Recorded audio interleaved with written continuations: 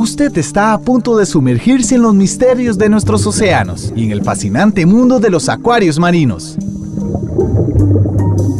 Esto es Acuariofilia Marina, un mundo marino en la radio gracias a la Asociación Costarricense de Acuariofilia Marina, una organización sin fines de lucro comprometida con el acuarismo responsable y profesional. 90 años en el corazón de Costa Rica, Radio Monumental.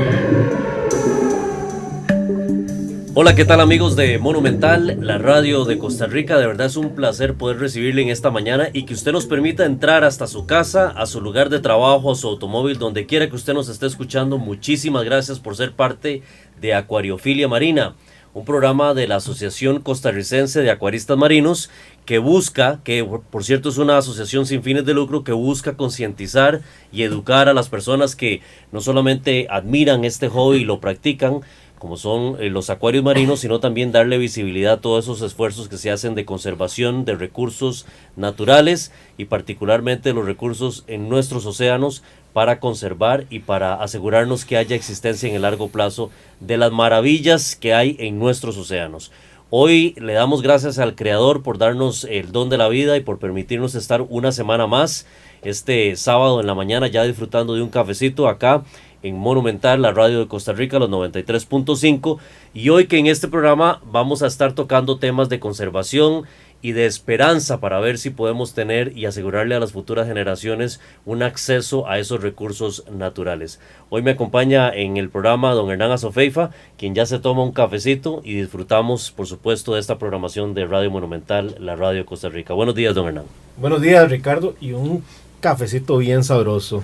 Y muy buenos días a usted que se encuentra, como siempre les decimos, en su casa, en su lugar de trabajo o se encuentra en carretera haciendo los mandados que normalmente hacemos un día sábado.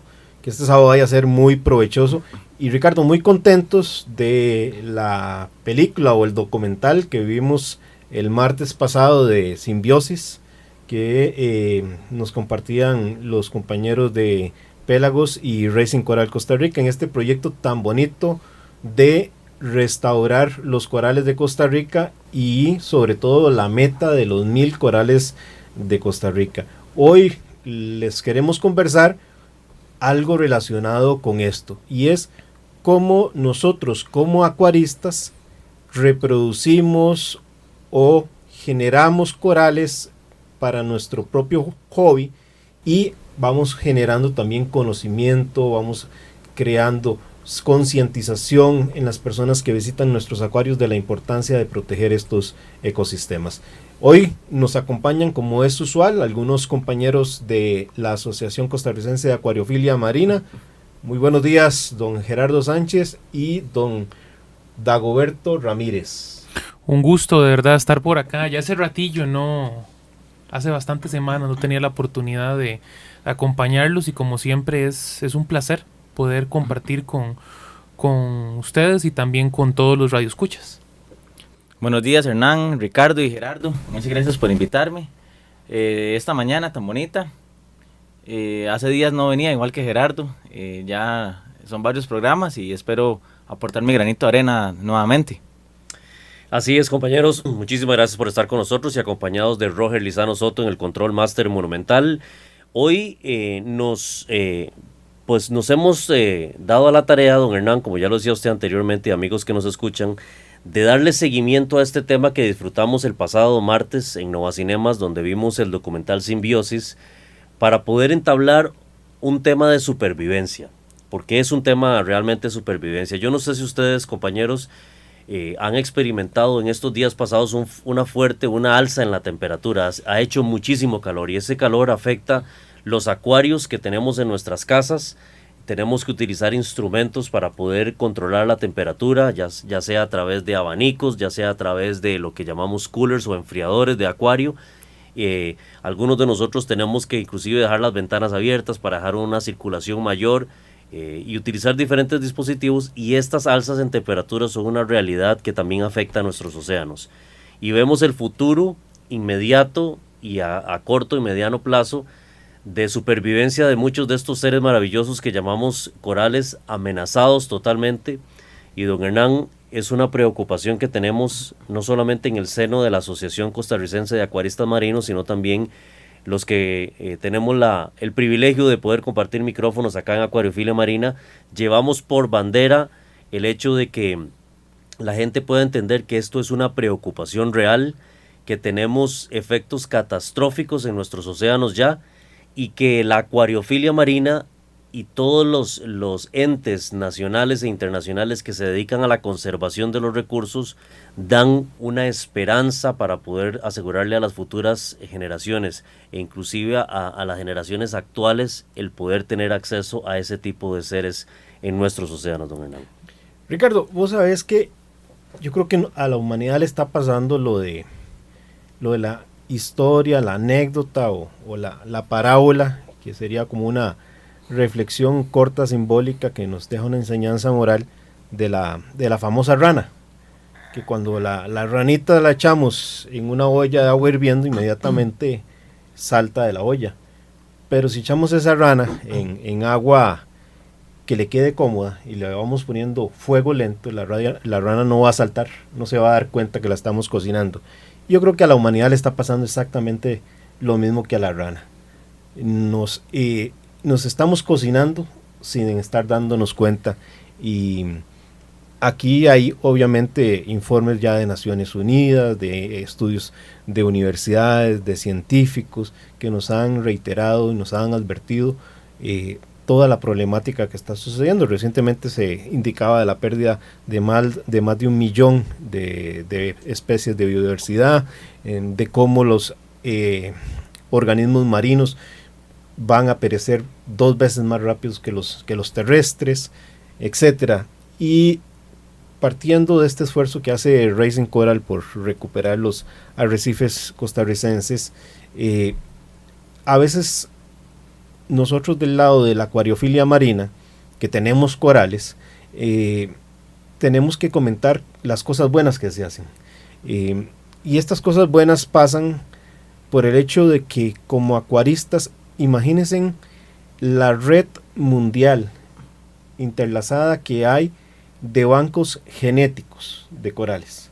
Si por alguna razón fracasamos como humanidad resolviendo el problema del calentamiento global, definitivamente vamos a perder los corales, y eso va a significar un serio problema para la vida en el planeta. Como les he dicho muchas veces, son menos del 1% del territorio marino, pero sostienen el 25% de la vida de los mares, y de ese 25% a su vez sostiene buena parte del 75% restante en esa relación que hay en la cadena alimenticia. Y es que, don Hernán, como usted bien lo viene comentando desde varios programas atrás, el problema mundial que estamos atravesando, y ahora como lo comentaba también Ricardo, no está escondido el problema. Lo podemos ver, lo podemos sentir. La ola de calor, como lo dijo Ricardo al principio, que yo quería comentar, es grave. Y lo podemos ver en nuestras casas, en los acuarios, cuando las temperaturas llegan a niveles peligrosos, inclusive hasta con las sequías. Donde yo vivo, hubo una sequía tremenda por el tema de la hora de calor, y tuvimos 1 semana, 2 semanas sin agua, y fue fatal. Y la cosa, si no hacemos un cambio ya, va a afectar no solamente los arrecifes coralinos, que es donde nos centramos bastante en este programa, sino también a nivel mundial en términos generales. Entonces es algo que tenemos que hacer ya. Así es, y no es un tema de los corales. Si uno no quiere involucrarse con los corales, pues hágalo por sus hijos, por sus nietos, porque de aquí al 2030, si no cambiamos la forma en que hacemos las cosas, pues los problemas de sequías extremas, incendios forestales, las inundaciones y la escasez alimentaria, las migraciones de población van a ser tan solo los primeros síntomas de los problemas que va a enfrentar la humanidad. Es una cadena, definitivamente es una cadena. Bueno, decía que como acuaristas, pues creamos nosotros una gran red mundial de bancos genéticos, y si pues, lamentablemente la humanidad pues, no puede resolver sus problemas, el día de mañana, cuando lo esperemos que lo logremos, o que ni siquiera lleguemos a esa etapa, pero si llegáramos y resolvemos nuestros problemas, el planeta va a tener un banco genético alrededor de todo el mundo para poder restaurar los corales. Lamentablemente a veces a uno le duele que en nuestros acuarios existen corales de alrededor de todo el planeta, menos de nuestras costas, por temas de carácter legal. Entonces estamos manteniendo bancos genéticos de otros países, de otras costas, menos las de nuestras costas. Pero bueno, eso será tema para otro momento. Adicional a tener un banco genético, los acuaristas cada vez de forma más importante, y uno lo ve en la evolución que ha tenido la industria aquí en Costa Rica, antes prácticamente todos los corales dependían de su importación. Bueno, inicialmente cuando no se importaban eran extraídos de las costas costarricenses, que lamentablemente estamos volviendo a ver esa situación que uno veía en los años 80, por lo menos yo, ustedes son más jóvenes, pero uno lo veía porque no se importaban corales, y como se ha dado en diciembre pasado la prohibición a la importación de corales, hay personas inescrupulosas que están saqueando las costas, lo poquitito que nos está quedando, y este programa sirva de un llamado de atención para que denunciemos esas prácticas. Pero bueno, Costa Rica pasó de los años 80, de los 90, de esa extracción ilegal de corales de las costas, a una importación de corales. De hecho, si más no fallo, todavía quedan vestigios de esa extracción ilegal de los 80s. Algunos fraxitos pueden verse por ahí.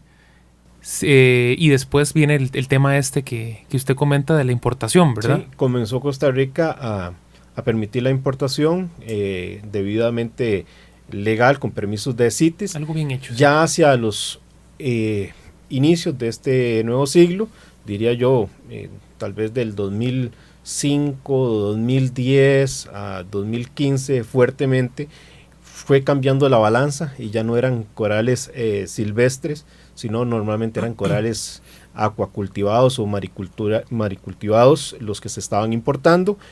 Y conforme nos vamos acercando a estos últimos 3-4 años, ha venido ganando participación que los acuaristas estén ofreciendo también fragmentos de corales que crían en sus acuarios, y por una sencilla razón: los corales van a ir creciendo y los corales debemos, digámoslo así, podarlos, porque de lo contrario se van a agredir entre ellos en una lucha por el espacio y por la luz. Entonces hay que estar podándolos, y esos fragmentos que se están podando tienen la ventaja de poder trasladarse a otros acuaristas, con lo cual vamos a disminuir la presión sobre nuestros océanos. Además son corales que se están criando en cautiverio y tienen mejores resistencias a aquellos que son importados de mar, y entonces el acuarista costarricense comienza de mayor forma a tener corales que tal vez 10 años atrás era inimaginable que se tuvieran porque eran complejos. Por dicha, la misma tecnología ha facilitado las cosas, y eso es lo que permite que hoy tengamos bancos genéticos de corales de todo tipo en el mundo. Tal vez alguien dirá, pero ¿por qué lo cortan? Pero como usted lo dijo, es que hay que cortarlo. Por ejemplo, hay especies que crecen más rápidas que otras, y como puede suceder, tal vez una crece encima de la otra y mata a la pequeña. Entonces, de una u otra forma, hay que cortarlo. No sé, podemos dar un ejemplo, quizás hablar de la Montipora capricornis, que crece tipo en platos, la naranja normal o alguno de esos colores, contra algo que crezca más lento. No sé. Una acropora crece bastante lento. Tal vez una acropora, no sé, una gemífera, que son difíciles y crecen lento, la va a llegar a tapar y hay que cortarlo. Sí, y si comparas, por ejemplo, los corales blandos, una de sus grandes defensas de los corales blandos es el crecer rápido para competir con corales duros. Y entonces, igual, si no hacemos ciertas podas de corales blandos, pues las toxinas de ellos o por su crecimiento nos van a ir compitiendo por la luz y el espacio.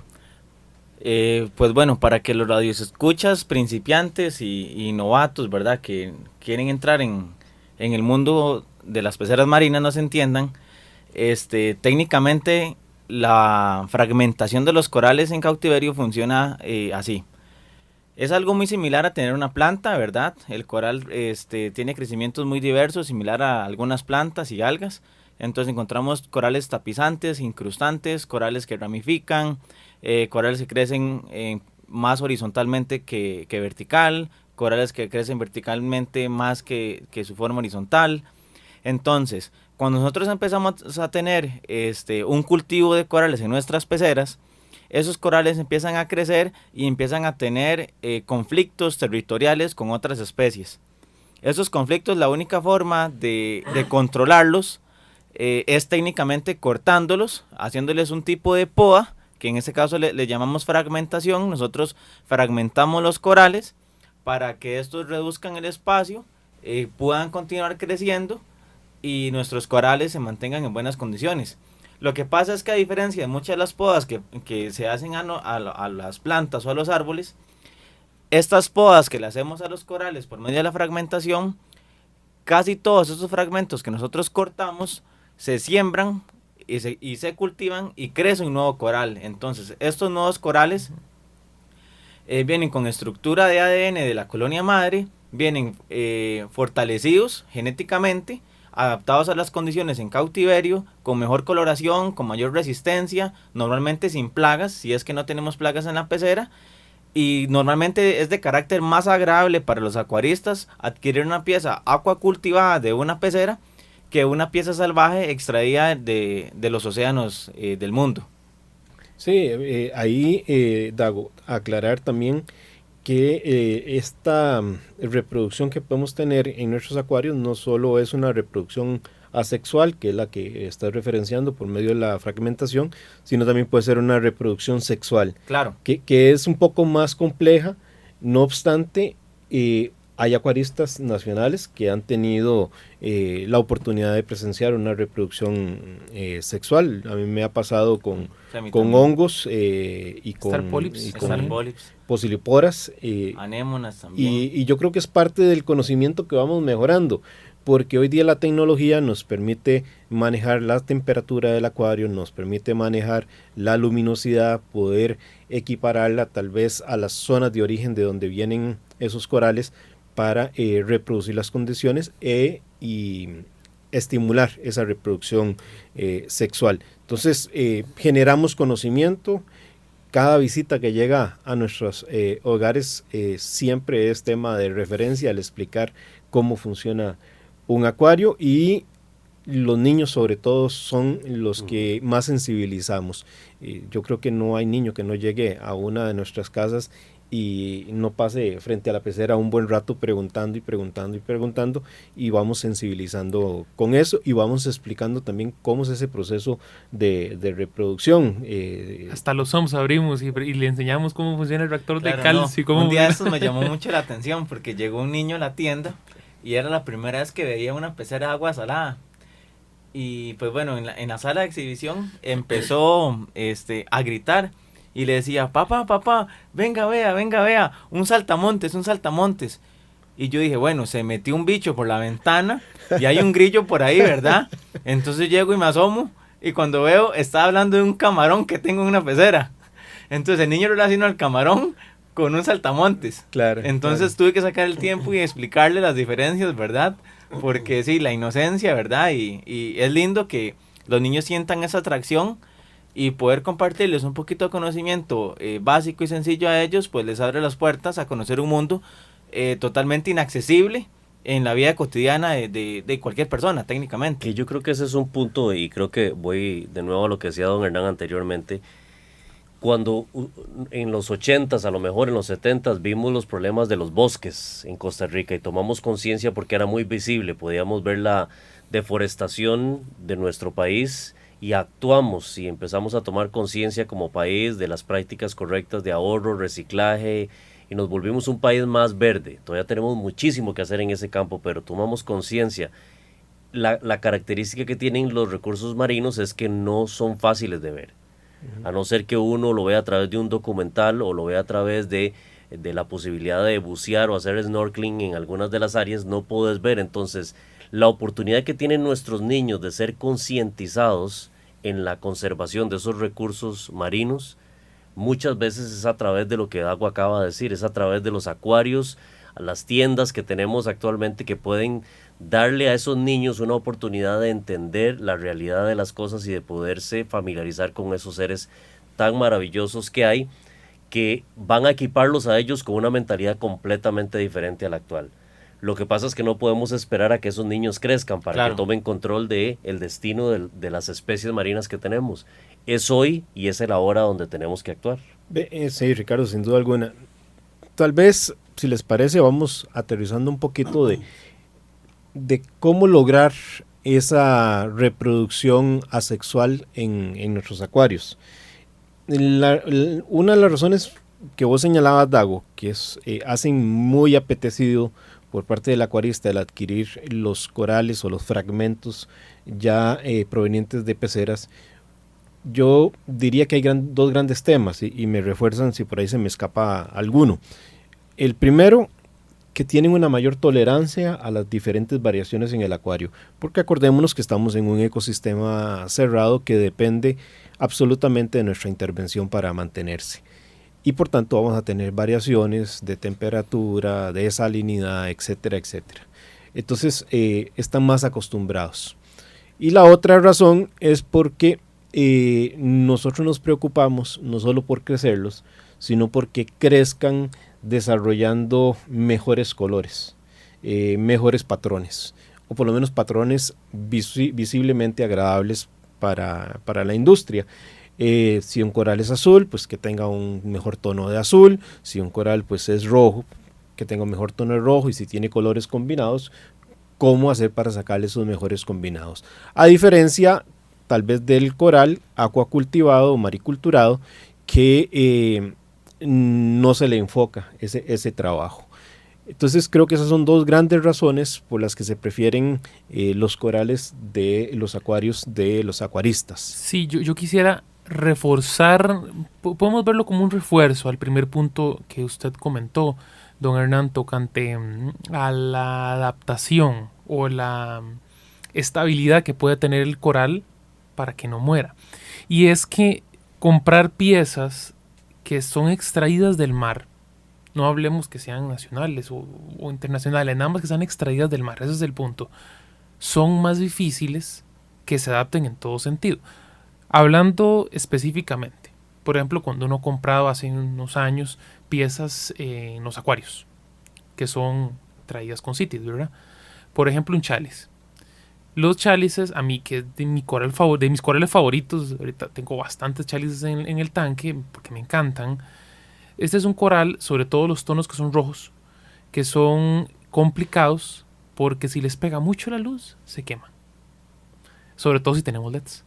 Entonces, conseguir un frag de un cháliz que ya ha crecido en cautiverio, que ya está acostumbrado a una radiación LED o una luz LED sobre él, es otra cosa. Sí, claro. Es otra cosa, porque comprarlo directamente del mar, tienes que ponerlo que abajo, que debajo de la roquita para que no le pegue tanta luz, de que ponerle menos luces, menos horas de la luz LED, entonces llega a ser hasta cansado para mi punto de vista. Adicional de eso, yo quería aportar de las piezas salvajes, son las plagas, ¿verdad? Sí. Yo creo que aquí todos, absolutamente todos, nos hemos visto involucrados en tener que lidiar con algún tipo de plaga.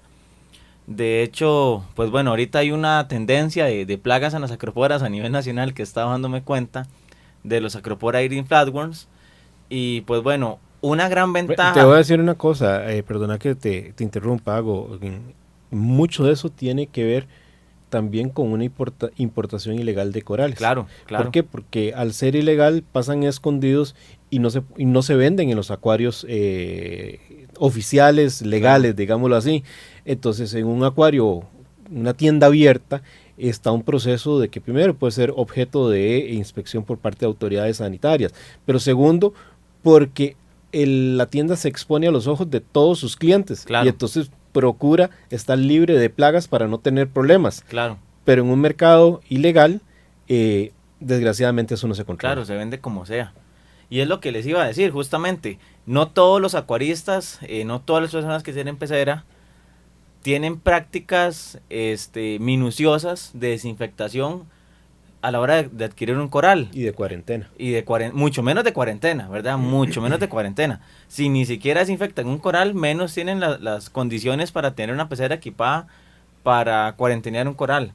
Entonces, ahí es donde las malas prácticas hacen que las plagas pasen desapercibidas, se introduzcan al tanque y de ahí se comparten los frags entre las otras personas y de un coral ilegal, de un coral con malas prácticas, se ven involucrados un montón de personas con problemas bastante serios, porque realmente controlar una plaga representa un gasto de tiempo increíble, en horas que hay que invertirle y en dinero, porque la cantidad de medicamentos y antibióticos y cosas que uno necesita hacerle cuestan plata. Y además de eso, la cantidad de piezas de coral que perdemos es otro montón de plata. Porque vamos a perder piezas. Claro, y se ahí pierden. te voy a hacer un aporte que genera la acuariofilia. Desgraciadamente se da ese problema. Sí. Pero también por darse el problema vienen los avances en la acuariofilia, porque muchas de las soluciones a problemas de plaga se generan precisamente por esa investigación que tiene que hacer el acuarista, probando una u otra cosa, encontrando organismos controladores biológicos o no, hasta dar con curas. Entonces, yo como digo, yo soy el más viejo en este programa. Yo puedo hacer un recuento histórico de plagas que uno decía eran las pestes absolutas y que no se las deseábamos a nadie hace 10 años, Los hace redbox, 15 años, y hoy día, molesta, pero no es nada del otro mundo, son manejables. Ahorita quedará como una o dos plagas de las que uno dice todavía dan dolor de cabeza. Para mi punto de vista, los nudibranquios come montiporas y los flatworms come montiporas, para mí, son de las plagas más duras de tratar, sobre todo los nudibranquios. Sí. Yo quería también comentarles que por lo menos en mi visión de que el cultivo de los corales, inclusive en mar abierto, va a ir decayendo. ¿Por qué? Porque hay muchas legislaciones que se están dando principalmente en los países que conforman el Triángulo de los Corales, que vienen prohibiendo su extracción, a pesar de ser acuacultivados. Lamentablemente a veces uno cree que son políticas equivocadas, porque esos mismos corales que se acuacultivan, a su vez una buena parte de ellos están siendo utilizados en la restauración de corales. Los maricultivados. Sí, los maricultivados, perdón. Pero eso ha fomentado también que crezca una industria de las granjas en tierra. No, porque no solo nosotros como acuaristas estamos fragmentando y reproduciendo corales. Hay grandes granjas que se encuentran ya en Europa y en Estados Unidos que se dedican en tierra a hacer la reproducción de corales para la industria. Y tal vez nos vamos a unos momentos de comerciales y regresamos para ir aterrizando el tema de la reproducción de los corales en nuestros acuarios. Enseguida volvemos con Acuariofilia Marina, un mundo marino en la radio, gracias a la Asociación Costarricense de Acuariofilia Marina.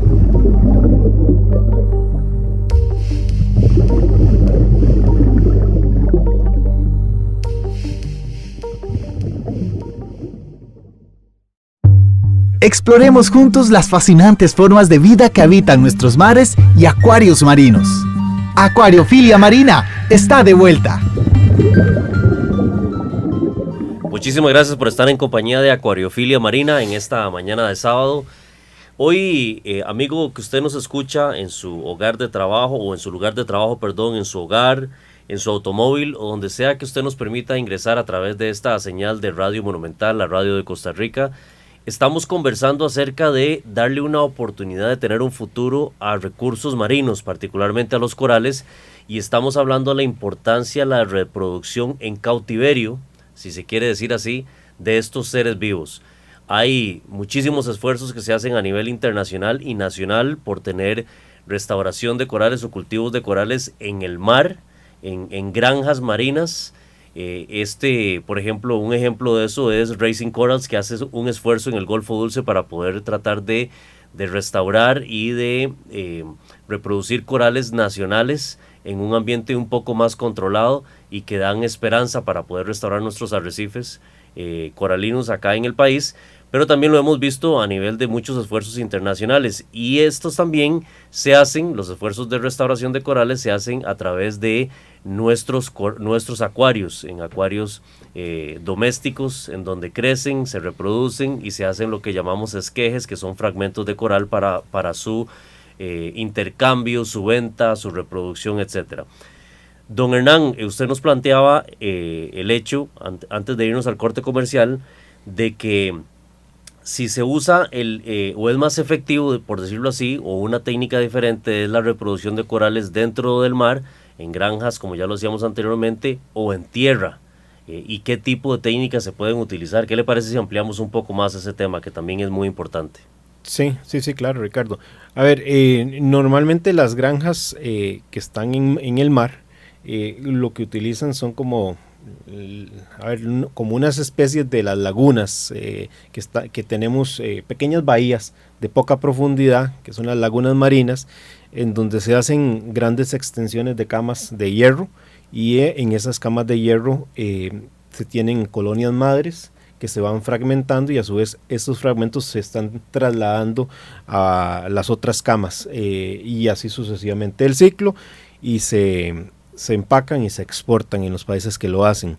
En lo personal, yo creo que por la variedad en colores, el diseño que se le está haciendo a los fenotipos de los corales, yo siento que tarde o temprano el hobby va a sustentarse exclusivamente con la producción de corales, ya no en el mar, en estas granjas, sino en tierra. Y ojo que esta producción en las granjas de mar no solo tiene el beneficio de ayudar a restaurar los corales, porque como decía antes de irnos a comerciales, una buena parte de esos corales no se exportan porque no cumplen con ciertos estándares, sino que esos que no llegan a ese estándar se utilizan para restaurar corales.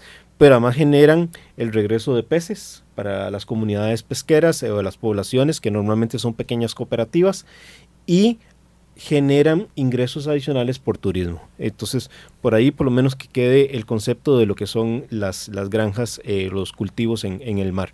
En tierra, pues ya se comienzan a crear manejos de fenotipo, e incluso grandes acuaristas, como les llamamos nosotros, comienzan a ponerles sus nombres, y hacen una pieza de coral que tal vez era genérica, la convierten en una marca, con un nombre y con un apellido. Es como para los que tienen caballos, decir, es un caballo un toro de la ganadería de fulano de tal, o es un perro de el criadero de no sé quién. En acuarismo pues está dándose exactamente lo mismo. Comienzan a haber modificaciones porque comienzan a generarse híbridos, tal cual en algún momento pasaron con las orquídeas en Costa Rica, ¿verdad? Ya vemos híbridos en corales duros de todo tipo prácticamente, y por ese manejo de fenotipo, en lo personal siento que se hacen más agradables. Y además tienen otra ventaja: en mar abierto están más expuestas a plagas. En los grandes criaderos en tierra hay protocolos que dan la seguridad de que esos corales que se importan de granjas en tierra van a venir con una mejor sanidad. Pero yo no sé si, compañeros, les más bien pasamos a dar algunos tips para entrar en el tema propiamente de la reproducción. Para mí uno de los elementos importantes es la calidad del agua. Claro. Eso es lo que le iba a decir, don Hernán. Primero que nada, yo lo que le recomendaría a cualquier persona que quiere incentivar la reproducción de corales en su casa es inicialmente tener un buen equipo, ¿verdad? Para tener una buena calidad de agua, como usted lo acaba de mencionar, ocupamos un equipo de buena calidad. De lo contrario, no vamos a lograr nunca buenos resultados. Una buena iluminación y dedicar un poquito de tiempo, realmente. Y yo creo que antes, digamos, cuando se compra el coral o se tienen los corales en la pecera, la idea es definir qué quiere usted. Claro. ¿Quiere crecimiento o quiere color? Puede tener las dos, pero si quiere enfocarse en una, puede hacerlo también. Entonces, una vez definido su norte, ya puede utilizar técnicas. No sé si nos enfocamos en alguna de las dos o en mixta. Yo por lo menos, porque no nos va a dar tiempo el programa de hoy, quisiera hacer un enfoque en una parte no comercial, en el sentido de que son acuaristas que no crían los corales por razones comerciales, sino simplemente porque el crecimiento obliga a tener que fragmentarlos, porque podríamos extendernos muchísimo hablando de una vocación de carácter comercial. Sí. Y entonces ahí tenemos que hablar de perfiles. Por ejemplo, si yo me quiero dedicar a reproducir corales con carácter comercial, pues tendría que tener probablemente un acuario solo para una línea de blandos por determinados, otra de LPS y otra de SPS, pero dejándolo de lado y pensando que normalmente en nuestras casas lo que tenemos son acuarios mixtos, trabajemos sobre eso, porque si no, yo creo nos que enfocamos no salimos hoy ni con 2 horas. No, jamás. Jamás. Entonces sí, calidad de agua, claro. Una muy buena calidad de agua. Flujos de movimiento del agua dentro del acuario. Claro, ¿verdad? Sobre todo si tenemos bastante SPS, ¿verdad? Que son normalmente, bueno, junto con los suaves, los corales que son más, que se tiene más la tendencia de partir, ¿verdad? O de fragmentar. Sobre todo acroporas, montiporas, ese tipo de corales SPS, decía un amigo mío, todo lo que termine en hora. Entonces, en forma de vacilón, ¿verdad? Lo decía, claro. Pero requieren un flujo, pues, moderado o alto, ¿verdad? Y yo creo que no hay excusa, porque desde un acuarista principiante hasta un avanzado puede tener la oportunidad de reproducir corales en cautiverio. Sí, claro. A ver, yo me acuerdo nuevamente en este baúl de los recuerdos que hoy he traído, como 10 años atrás, 15 años atrás, hablar de una cenia, era, es decir, logré reproducir la cenia. Sí. Y hoy muchos acuaristas lo que le dicen a las personas es, les huyen.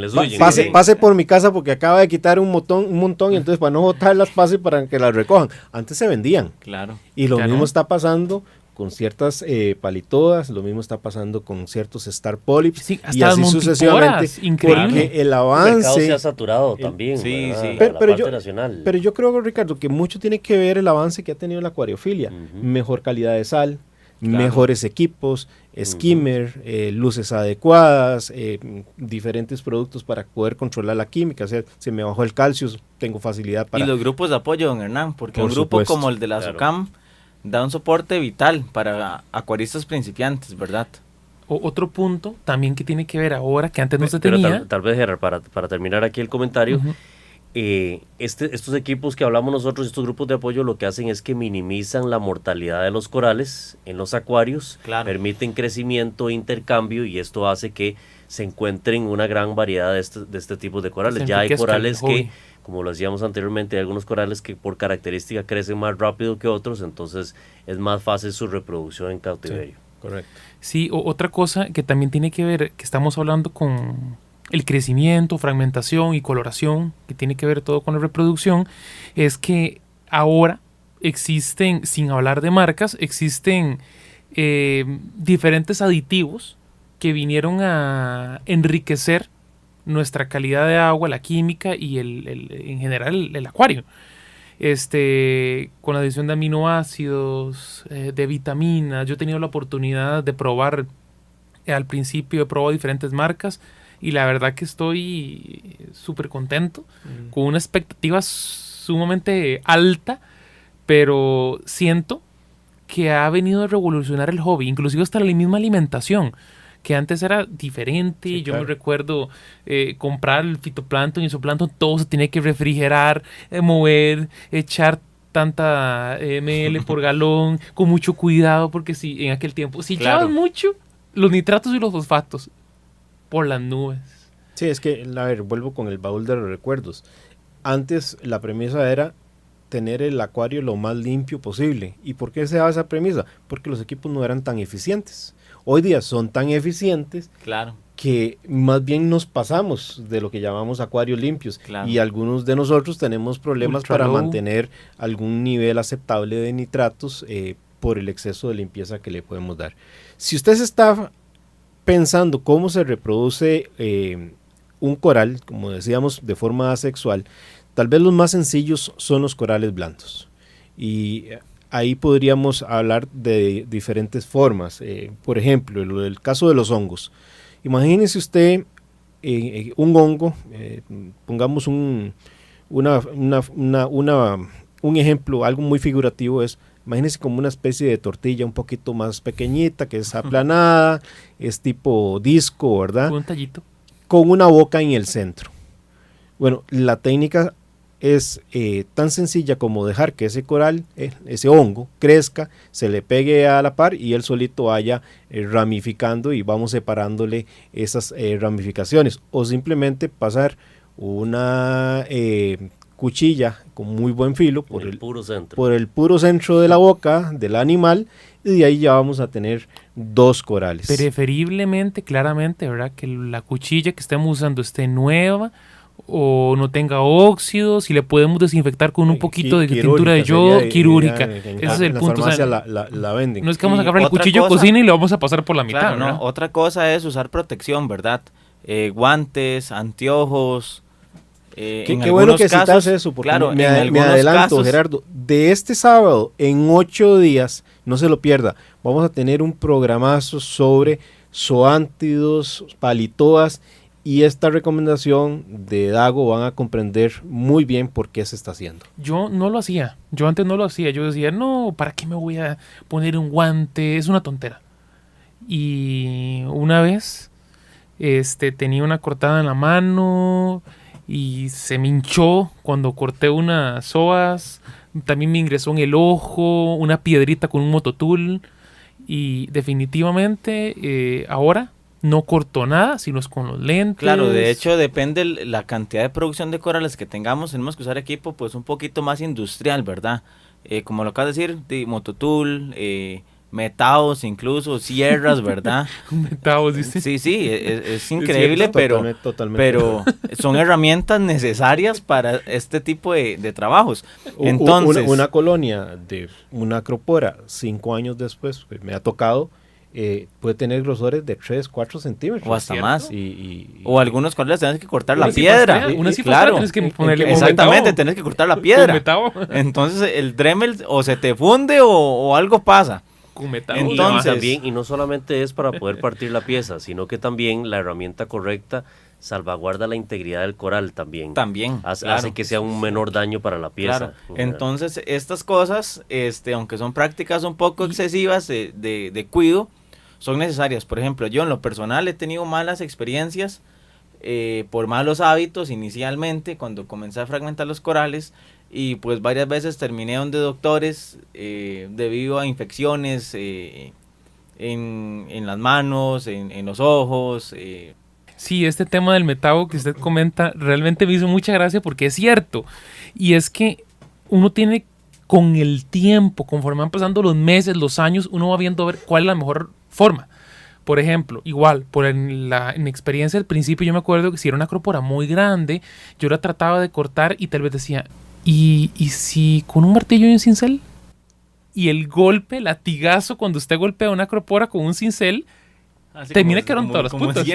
Como 100 fracs termina sacando. Sí. Entonces, en ese momento, conforme van pasando los años, y esto enriqueciendo el tema que estamos viendo de reproducción, que también tiene que ver con los cortes, que el corte que hagamos, uno va viendo qué es mejor, si es mototool o Dremel, como es una marca muy reconocida, si inclusive un metao, si inclusive se puede cortar o fragmentar con un cincel, si vamos a una cifastera que sabemos de que tal vez por la parte de donde no tiene crecimiento, ¿verdad? La piedra, ¿verdad? Para no lastimar el coral, si es con una simple tijera, si es con un cuchillo quirúrgico, una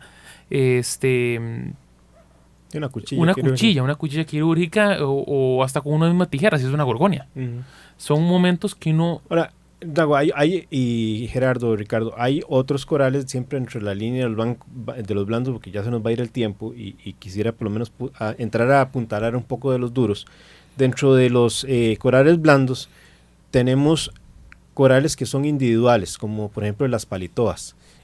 No están interconectadas, como si están interconectadas las psoas.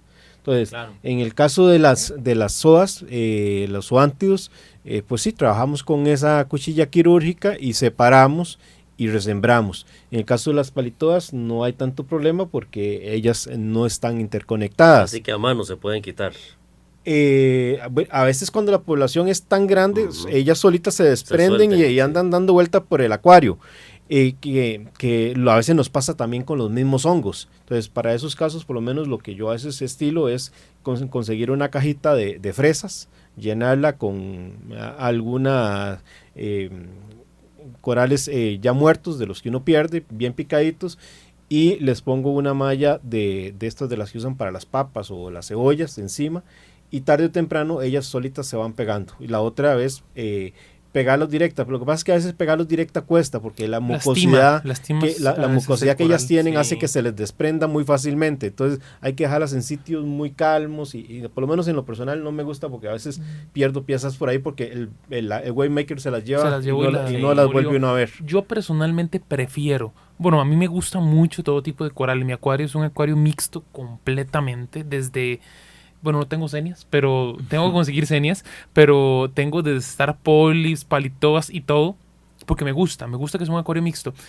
Si yo voy a fragmentar un coral suave, prefiero sacarlo y con un mototool romper un pedacito de piedra y quitarle un pedacito de piedra. Hace poco fragmenté unos Jawbreaker Mushrooms y no me podía dar el lujo por a veces pues carillos que pueden llegar a ser, ¿verdad? Claro. De cortarlo mal y menos pegarlo con goma loca, porque digo yo, si el cianocrilato le afecta, entonces mejor rompo un poquito de piedra y a veces no es tan difícil, ¿verdad? No, mientras vaya con algo donde se pueda sujetar. Con un pedacito de piedra se va. Claro, Dago, usted pega la piedra a otra piedra. Ese mismo, pega la piedra. Dago, en el caso de otro tipo de corales blandos, como los cueros, por ejemplo, o los corales Navidad, ¿cómo lo manejas? Bueno, con esos corales hay que tener cuidado. ¿Por qué? Porque, bueno, lo que es, por ejemplo, el sarcofito, a la hora que nosotros hacemos la incisión en el tejido, ese tejido libera toxinas en el agua. Entonces, estas toxinas pueden llegar a matarnos acuarios completos. Depende del volumen del agua que manejemos y depende del tamaño del coral. Entonces, lo ideal sería sacar este coral con un recipiente con bastante agua, hacer la incisión por fuera y dejar que el coral libere toda la toxina en el recipiente que tenemos por fuera. Para que nuestros amigos se ubiquen, el coral cuero se le llama así porque su textura es muy similar y coloración es similar al cuero. Claro, otro problema se de han adquirido desde el tamaño de tal vez de una moneda de 2 colones y al cabo de 3, 4, 5 años podemos estar hablando de 30 centímetros, 40 centímetros. Claro, hasta más. Y además se hace como un monstruo, es un semejante. Otro problema de esos corales es lo difícil que es que esos adhieran a la roca. Correcto. Entonces, lo ideal sería que busquemos una roca cóncava donde podamos poner el coral sobre dicha roca y hacerle un poquito de presión con una liga. Poquito, sí, poquito. ¿Por qué? Yo les atravieso un palillo de dientes. También ayuda. Y luego sostengo los palillos con la liga y siempre los meto entre esta cajita de fresas para que no anden dando vueltas. Sí, normalmente yo lo que hago es utilizar una roca cóncava, poner el tejido del coral sobre la roca y sujetarlo suavemente con una liga para que el coral pueda pegarse. Claro. El problema es que si la liga queda muy apretada, partimos el coral a la mitad. Claro. Exactamente. Y entonces, es muy común que lo partamos. Sí, es muy común. Entonces, lo que pasa es que esos dos pedazos se nos desprenden, hacemos un frac en 2 frac y se nos pierden por la pecera. Okay. Pasamos a los corales duros porque ya nos quedan muy pocos minutos. Nos quedarán 2, 3 minutos. 7 minutos nos dice Don Roger en cabina. Los corales duros, precisamente se llaman duros porque tienen una formación de carbonato de calcio, a diferencia de los blandos que no tienen esa estructura. Entonces son rígidos, claro. Cuesta más cortarlos, como si estuviéramos hablando de que tienen el hueso de una persona y que es el que les da la rigidez. En estos casos es más fácil porque simplemente lo quebramos, pero el quebrarlo por quebrarlo no, tampoco. Claro. Tiene su forma. ¿Cuál sería una medida recomendable para quebrar el coral? Primero yo sugeriría si usted compró un pequeño frax, no cometa el pecado de cortarlo, porque el coral realmente necesita desarrollarse, crecer. Cuando ya tenga 10, 15 centímetros o más, trate de ir cortando en las puntas, si tienen un buen tamaño, porque cada vez que uno le hace esto a un coral, sobre todo si son tan pequeñitos, prácticamente le genera un reseteo y tiene que volver a acostumbrarse, y vamos a hacer que el coral demore mucho en su crecimiento. Eso es un punto interesante, porque el coral, una vez lo cortamos y lo pegamos, el coral no crece. De forma inmediata no. Tiene que sentirse a gusto. Vamos a ponerlo de una manera más simple. Tiene que sentirse sujeto, podríamos llamarle. Tiene que ambientarse al nuevo entorno. Que se ambiente para... Es como una persona, si a mí de la noche a la mañana me meten en el Ártico, créeme que yo no voy a querer salir de la habitación por un buen rato, hasta que me vaya acostumbrando. Una vez sienta sujeto y ambientado, empieza a crecer. Sí. Ahí lo que yo le digo a la gente es que depende de la estructura ósea del coral, qué tan duro sea, porque el coral duro puede llegar a ser como un canelón crudo, que es suficientemente rígido, pero con poquita presión también se nos quiebra, ¿verdad? A como puede llegar a ser tan duro como una concha que encontramos en el mar. Perdóname, Dago, ahí es importante, la fragilidad del coral no solo está dado por la especie, hay especies que con solo volverlas a ver se quiebran, y hay otras que son durísimas, que ni siquiera con una tijera las podemos partir, pero tiene que ver mucho el nivel de estroncio que uno maneja en el acuario. Si los estroncios están por debajo de 6 partes por 1000, ese coral va a ser extremadamente quebradizo, porque no va a tener un buen proceso de calcificación. Es bueno tenerlo podemos hablar de unos de 8 a 12 de máximo. 8 a 12, de 8 a 11 es lo que se recomienda, inclusive algunos de 9 a 11, de 9 a 12. Entonces, depende de qué tan duro sea el coral que vayamos a fragmentar. Tenemos que usar tijeras, podemos usar pinzas tipo alicates, o tenemos que usar ya herramientas un poco más pesadas como sierras eléctricas de Dremel, y si ya el coral lo amerita, ya equipo meramente industrial como un metao, ¿verdad? ¿Cuál sería el tamaño recomendable para alguien que esté empezando y que quiera comenzar a dar sus primeros pasos? Y digo esto porque tal vez algunos con mayor experiencia pues jugamos con diferentes tamaños, incluso hasta experimentamos con microfragmentación, pero alguien que esté dando sus primeros pasos en fragmentar, ¿qué tamaño le podemos recomendar de fragmento? Yo le diría que la gente que no menos de 1 pulgada. 3 centímetros. Sí, 2 centímetros y medio, 3 centímetros. Sí. 1 pulgada es un tamaño bonito. Y luego, ¿con qué lo pegamos? Porque también tenemos que conocer que hay corales que se nos pueden resentir con uno u otro producto. Hay corales muy sensibles que tal vez el producto que usamos para pegarlo lo va a calentar mucho, como es el caso de la poxilina o las pastas, lo calientan mucho, y lo que vamos a provocarle es un estrés que genera el blancamiento de la pieza. Entonces, en esos casos tendríamos que recurrir tal vez a la goma loca, digámoslo así, o una combinación de los dos productos, pero eso pasa mucho por conocer el tipo de coral para saber qué técnica usar en uno o en otro. Por ejemplo, les comento, los chálices. Si yo corto los chálices y lo pego directamente con poxilina, depende del chálice y me muere. O las montiporas. Y el caso de cháliz, que dice que los tocaste, porque es de esos corales que generan demasiada baba. Sobre todo los Hollywood, y entonces cuesta a veces pegarlo, lo mismo que pasa a veces con los capricornios, generan demasiada baba, y si uno se descuida, le aplica el pegamento y después andan volando por todo el acuario. Yo lo que hago es esto: primero, le hago una base con epoxilina. O no, yo no utilizo la epoxilina esta que venden normalmente, prefiero comprar la que es para acuario. Entonces le hago una basecita. Trato de formarle, hacerle la forma del fragmento que corté y lo suelto. Okay. Estás hablando de los chálices. De los chálices. O de las montiporas también. El tema de la montipora, por lo menos a mí no me gusta usar la pasta, porque siempre la quema. Calienta demasiado. Por eso y la primero quema. Le hago la base. Primero le hago una base nada más. A las montiporas y a los chálices lo mismo. Le hago una base y le hago la formita. Lo suelto. Espero que se seque sola. Una vez se secó y ya pasó el calentamiento y la reacción química, le echo cianocrilato o goma loca, y ahora sí, La pego. Sí, Y claro. como ya tiene la forma, se Claro. acomoda Perfectamente. perfecto. Muy buen tip.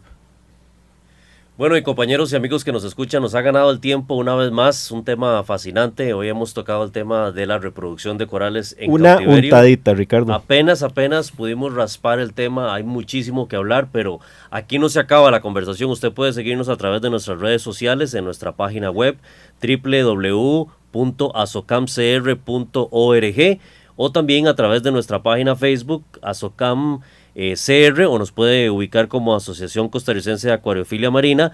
Finalmente también en nuestro canal de YouTube estamos constantemente subiendo material, nos puede encontrar como Azocam. Azocam CR. Azocam CR, muchas gracias. Gracias a ustedes que han sido parte de este programa de Acuariofilia Marina en esta mañana. Esperamos que nos pueda acompañar la próxima semana, que vamos a tener un programa también muy especial, y por supuesto que lo invitamos a seguir en la compañía de Radio Monumental, la radio de Costa Rica. Acuariofilia Marina, un mundo marino en la radio, gracias a la Asociación Costarricense de Acuariofilia Marina.